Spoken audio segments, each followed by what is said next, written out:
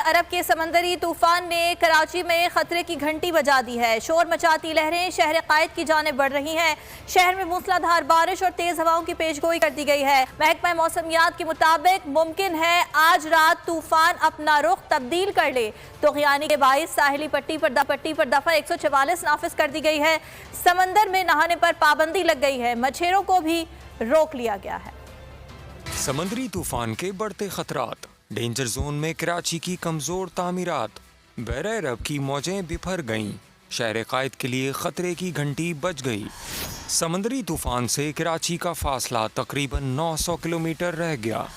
शोर मचाता चीखता चिंगारता तूफान तेजी से शुमाल मशरिक की जानिब बढ़ रहा है।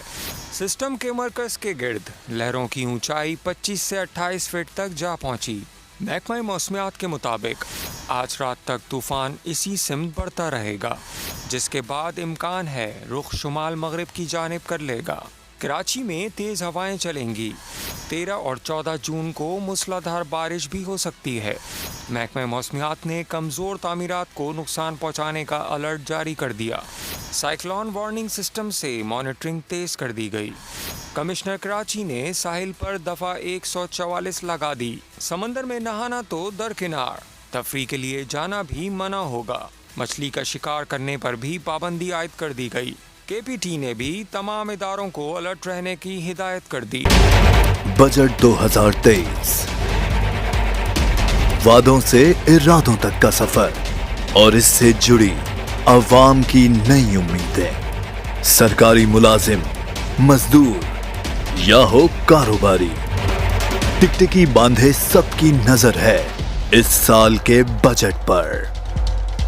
क्या हो पाएगी बचत? मिलेगा रिलीफ? जानिए बजट ट्रांसमिशन में, सिर्फ बोल पे। अदलो इंसाफ की बात सब करते हैं, पर हकीकत में सच के साथ निडर होके खड़े रहने की जुर्रत नजर नहीं आती। बोल ने तश्कील दी 10 कोर्ट रिपोर्टर्स की टीम, जो केस की बेस तक जा पहुंचे। पैनल पे सफे अव्वल के legal experts, court round up, Neelam Arshad के साथ, सिर्फ बोल पे। सब्सक्राइब करें और बेल दबाएं ताकि कोई खबर रह न जाए।